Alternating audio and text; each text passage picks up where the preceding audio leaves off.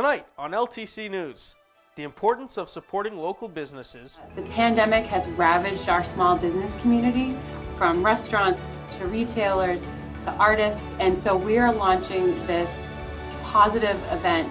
Long-term care conditions during the pandemic. Because right now we're limited as to how many people can come, so one of my daughters comes.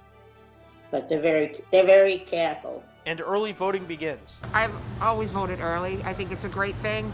No lines. I want to make sure I get my vote in. All this and much more on this edition of LTC News.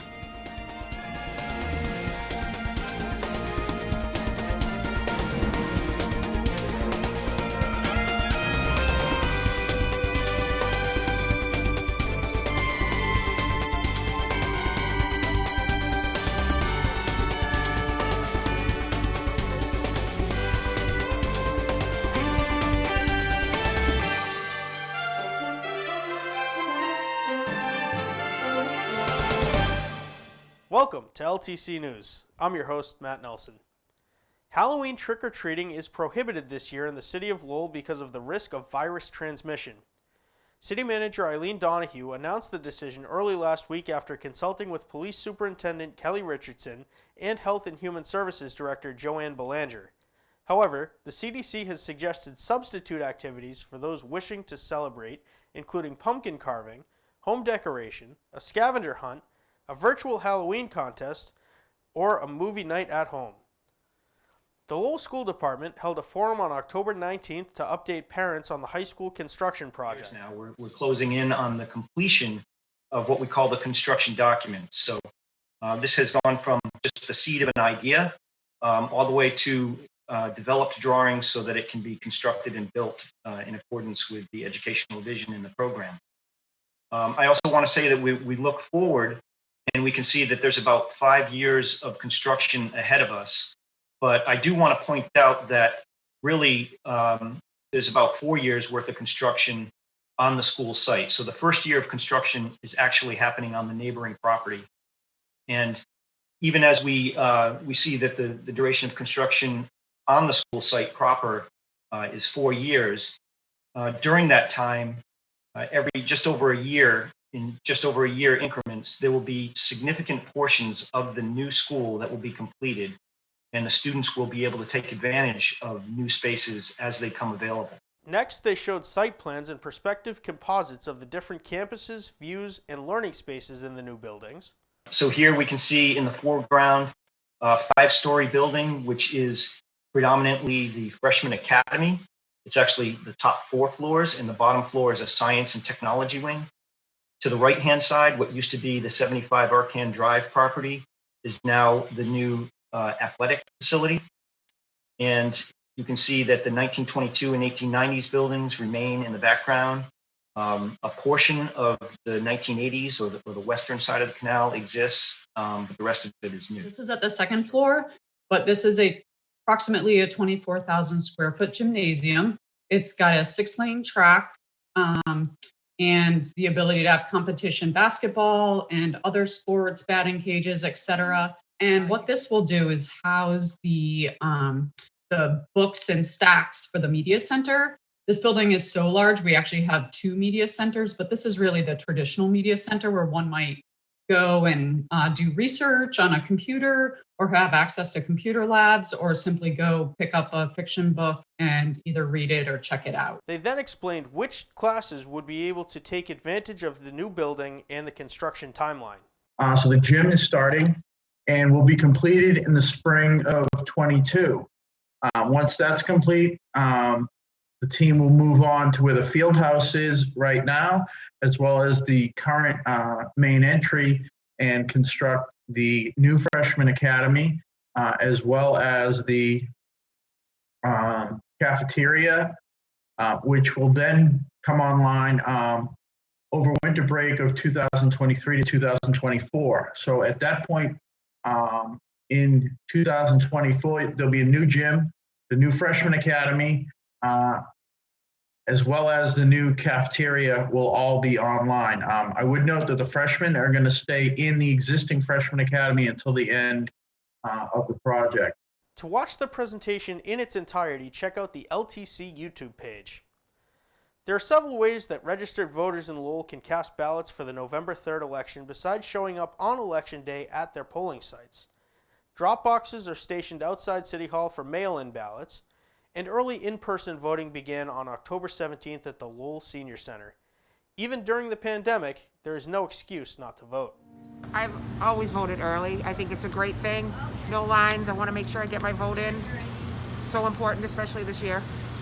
And I don't want another 4 years of what we've been having. So I'm looking forward to a new administration.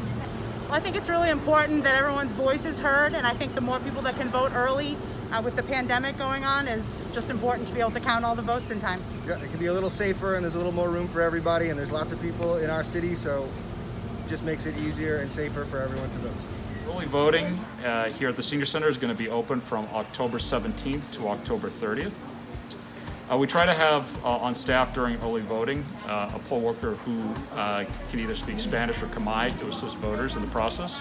Additionally, we also have here set up at our early voting polling location something called the AutoMark machine, which is to assist voters who may have a disability. The device can be inserted through this slot right here, and the screen can be used to mark the ballot for the voter. This machine also has audio recordings of the ballot in English, Spanish, or Khmer. So if a voter would prefer to hear the ballot spoken to them in either English or Spanish or Khmer, they can use these headphones here in the AutoMark machine, and they can listen to the ballot through there. Additionally, our ballots are trilingual, so our ballots are written in English, Spanish, and Khmer. So a voter can read the ballot in that language if they so choose. Short lines, everyone knew exactly what they were doing, it was efficient. I'm glad we came when we did, it was quick. We've had quite the turnout so far for in-person early voting. Just to put it in perspective, in the first 3 days of in-person early voting, we more than, in my opinion, tripled the total amount of people who did in-person voting for the state primary in September, and that was a full week of early voting. This is such an incredibly important year for us to get out the votes, and I didn't want to be stuck in the long lines at the last minutes, so I just want to make sure I'm counted like everybody else. And why is it so important this year? I have a lot of friends who've said that it's important to vote as if your life depends on it, and their lives depend on it. So our ballot drop boxes at Lowell City Hall are available for voters to use up until 8 o'clock on Election Day, November 3rd. After 8 o'clock on November 3rd, you can no longer deposit ballots in the ballot drop box. So if you are planning on using it, we recommend you do so as soon as possible. Para votar. Es muy importante. Por dar su voto para el cambio del Estado y los demás. I don't trust the post office to get it there on time. I want to make sure that it gets counted, so. Early voting continues until noon on Friday, October 30th. Check out the city's website for details. Local businesses across the globe have suffered as a result of the coronavirus pandemic. To help Lowell's small businesses survive, the City of Lowell's Department of Planning and Development and the Greater Lowell Chamber of Commerce have partnered with LTC to launch an online shopping event designed to keep holiday spending local. Christine McCall and Danielle McFadden explain. The vision for the Lowell Shopping Network is not only to have a weekend where we showcase all the local businesses, but also we'll have a Facebook group. So this can be an ongoing effort where people can talk about how they are part of the Lowell Shopping Network. So people can go on the Facebook group, they can post pictures when they go to a local business and support the local business, and also businesses can go on the page and talk about their products and get people to go over to their businesses, whether they're shopping online or actually going into a brick and mortar store. The City of Lowell is made up of over 500 local food vendors, artists, countless artists, so many small retailers, and for every $100 someone spends at a small business, 68 of those dollars stay in the community. Our small businesses support each other. They go to local banks. They run our local economy. So we wanted to launch the Lowell Shopping Network to show our appreciation and also to support them and to encourage and remind all of our residents that how important it is to shop and buy local and that the money stays in Lowell, which is really important. So with anything, I always try to think of the positive. It's been a tough time, but one really positive thing that has come out of this whole pandemic is the Chamber's relationship with the city and the way that we have worked together to come up with initiatives like the Lowell Shopping Network in all different ways that we can help the local businesses grow. We represent 600 businesses throughout Greater Lowell, Lowell being our #1 in terms of membership. So we're always looking at ways that we can help in creative ways, in cost-effective ways, because we know that businesses are strapped for time, strapped for money, stressed out. So how can we take some of that stress off of them and help their businesses? So the actual event is going to be November 21st and 22nd, where you'll be able to go on, watch LTC, go on social media and see all these local businesses with their 2-minute videos. So they're going to submit videos 2 minutes long, talking about whether it be all of their products and services or kind of special holiday specials, anything they have going on. It's really up to them. So they're going to get a really cool video that they can share on social media. So we're super excited about that. The Lowell Shopping Network is a campaign to ask all of our residents to shop and buy local. The pandemic has ravaged our small business community, from restaurants to retailers to artists, and so we are launching this positive event to drive traffic to shop local, to buy local, to support our local economy. Our small businesses are the backbone of our community, and they are really hurting, and so we're doing the best that we can to support them through this really difficult time. The Lowell Shopping Network runs November 21st and 22nd. Since the beginning of the pandemic, one area of particular concern has been nursing homes where older people are at high risk for severe illness if they catch the virus. Most of these facilities have stringent safety measures in place that curtail outside visits and social interactions between residents. How do these restrictions impact the physical and emotional health of the seniors living there? We spoke to administrators and residents of the Arbors Assisted Living Facility to find out. In March and April and May, basically our front doors were locked. Families couldn't come and visit their loved ones. It was hard. It was hard to see a lot of elderly that had their 100th birthday, and to not be able to celebrate that with their loved one. My wife was taken to the hospital. I never got to see her because I couldn't go into the hospital. That I remember very vividly. She had a clot in her lung, and I couldn't go into the hospital because of the virus. And I never did get to see her before she passed away. And they were going to allow us one visit to see her, but unfortunately she passed away before that happened. Because right now we're limited as to how many people can come, so one of my daughters comes. But they're very careful. It's different because we're not seeing the people that we were friendly with. I'm looking forward to going back to having meals and being with the people. They take my temperature a couple of times a day. Initially, when I went away, when I came back, I was quarantined. We're very careful here, and they watch out for us. It's a tough thing right now. Kind of limits us as to what we can do. As soon as the weather was nice enough, we knew that we could gather people outside. And so that really became a huge way to, even though they couldn't sit close to each other, at least be able to say, like, I see you. I've missed seeing you. Like, it's nice to see your face. They had a musician in, and it was a nice day, and they were outside. And I went outside, took photos. We only ever had 5 cases amongst the seniors, and it was concentrated on one floor. We immediately, everyone had to stop everything. Like residents were to remain in their apartments for, until 14 days to our last positive case. We were constantly walking around, wiping down every single thing that you could possibly see.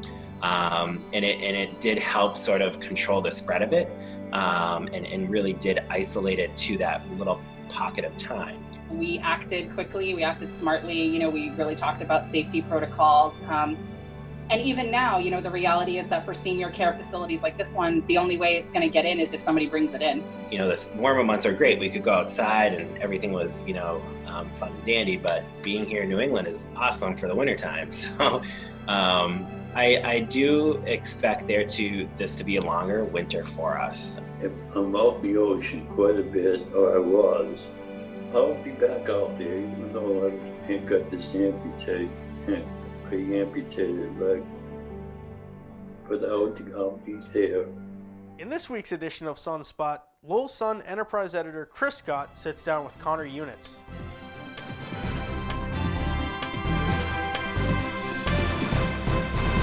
Good evening, everyone. I'm Chris Scott, the Enterprise Editor at The Sun. Thanks for tuning into this latest edition of Sunspot.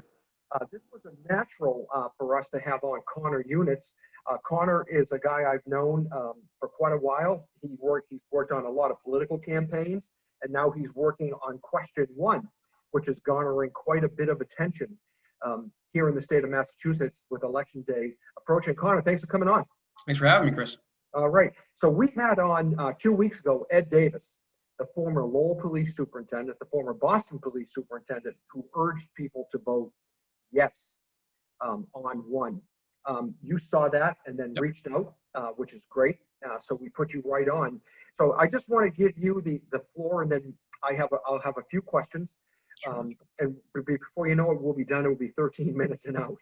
So tell us a little bit about Question 1 from your perspective, and then you can respond to a couple of things that Davis said directly, if you'd like. Perfect. Yep. Well, Chris, obviously, I think everybody knows by now that we have a right to repair in Massachusetts. Everyone knows there was a vote in 2012. What people may not know is what they voted on in 2012 is not actually the law. The law itself was passed in 2013. It was a combination of the 2012 ballot question and a law that had been passed about 4 months before Election Day in 2012 and signed by Governor Patrick. So the law was actually passed in November of 2013. And that right to repair law works very well. It ensures that anybody can get their car fixed wherever they want, and that local mechanics have access to all the information they need to diagnose and repair a vehicle. Now, when the yes side says that there was a carve out in the 2012 law, there was a carve out in the 2012 ballot question. But again, that is not the law that's on the books. The 2013 law has an entire paragraph that deals with telematics. It specifically says that any information necessary to diagnose and repair a vehicle that is only available through telematics and is given to dealer repair shops must be made available to local repair shops. To kind of put that more plainly, if I drive a Volkswagen, if tomorrow Volkswagen decided they were only going to share information wirelessly, repair information with dealer repair shops, the current law requires that they share it with local repair shops as well. So there is no loophole here. Why is there such an aggressive campaign on the other side? And you have all the local car dealers, the local car repair shops, all the chain automobile park stores. Yep. They're all on one side. Yep. They're funding the yes, and then if you look at who's funding the no, which you represent, yep, it's all the big, it's all the big car dealers, the big guys, Toyota, Honda. I looked that up just prior to when I met with Davis. Yep. So the truth then has to be somewhere in the middle. Yeah, no, I think that's accurate. Look, my side absolutely is funded by automakers, and I'll come back to that and say why in a second. But look, I understand the frustration of local mechanics, right? Sometimes these systems, they're getting more advanced. They can be confusing. They are. Right? They've got to get the right code, even under the existing law. They've got to make sure they have the right codes. They've got to keep things updated. When they buy diagnostic tools, if they're buying them from an AutoZone or another parts supplier, that parts supplier may not have the most up-to-date tools in there, the most up-to-date codes, because it's hard to keep up with this stuff. I think what has happened here, though, is that these auto parts chains, these AutoZones and O'Reillys, and who've poured $25 million now into Massachusetts, they have basically convinced these local mechanics that if this passes, all of those problems are going to go away. And that's just not the case, because a lot of the problems that I've heard from local mechanics are things that are violations of the existing law already, and there are remedies to that under the law. Passing Question 1 won't do anything to fix any of the problems that I've been hearing about, because it doesn't change access to codes or anything else. It just makes this wireless it just basically gives them wireless access to information that they already are supposed to get anyway. So I want to make that clear. The other thing, I just want to talk, the middle part of why this is being pushed so heavily and why these retail chains are spending so much. Question 1 essentially does 4 major things. First, it expands the definition of mechanical data. So when Commissioner Davis and the other side of question 1 says this is just about mechanical data, that's true, except the very first section of question 1 expands the definition of mechanical data to be anything otherwise related to repair, which essentially applies to any bit of information in the car. Number 2, it requires the creation of an open access platform that the automakers cannot control access to. So when the other side gives an example of, we trust our bank apps to secure our information, how come we wouldn't trust the car app? Because we don't exclude the banks from providing the security in their own apps. And this question explicitly prohibits automakers from being involved in the security and the access to that data.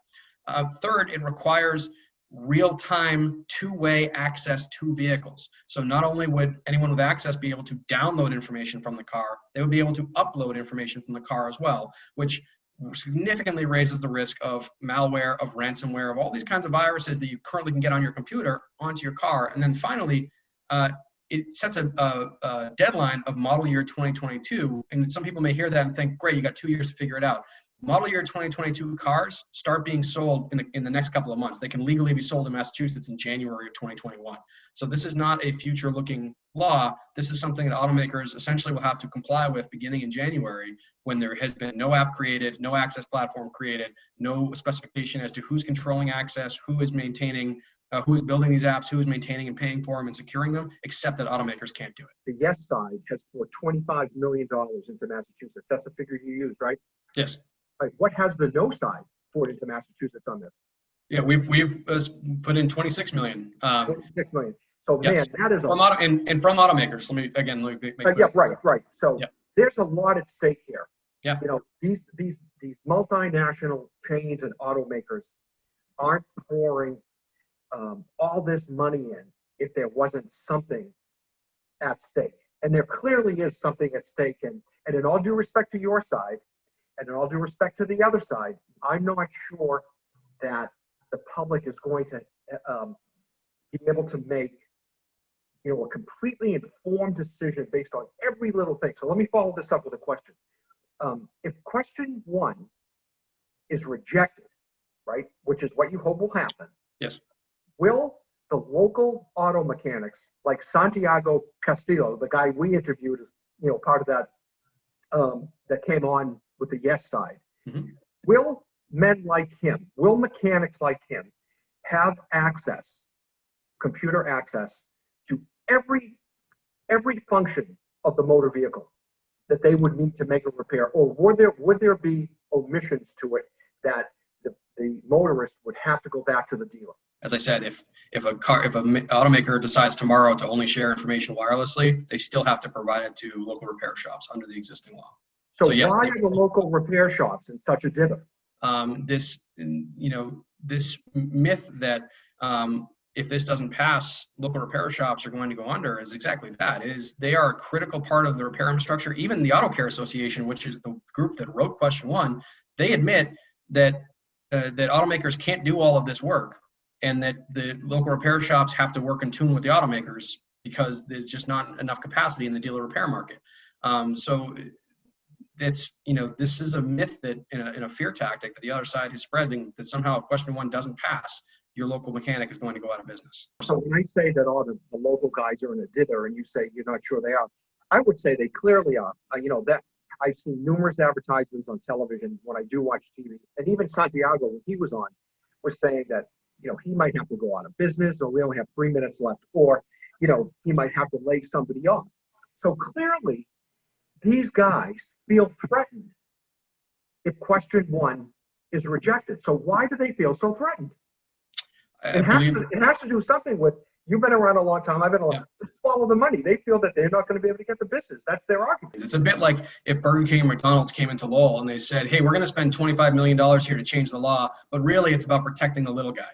I think we'd be skeptical of those claims, and I think we should be skeptical of this claim. I completely understand the challenges faced by repair shops, but I think they've been misled to believe that those problems are going to go away if question 1 passes, and that is not the case. You talked about fear tactics. Yep. So Davis, when he was on a couple of weeks ago, said clearly a fear tactic is one of the No Sides commercial where they see the woman in the garage, and her personal information is going to be compromised. That commercial was based on testimony from the California Coalition Against Domestic Violence and Sexual Assault. California was the other state where this had previously been tried in the legislature, and it was defeated under strong opposition from domestic violence groups, from the NAACP and others. And look, they learned lessons. The US side learned lessons from that, right? They lost that primarily because they explicitly asked for location data in that law. This time, instead of asking for location data, they removed the explicit prohibition against location data that's in the existing law and expanded the definition of mechanical data. So that we believe that is a very real concern. That's why the former Deputy Secretary of Public Safety is on TV now raising that issue. And look, again, if they didn't actually want location data, they could have either left the language alone that's in the existing law that prohibits the sharing of it, or they could have inserted in question 1 8 words that said nothing in this law will attain to. Sorry, I'm losing my word, but nothing in this law will apply to location data. They didn't do that.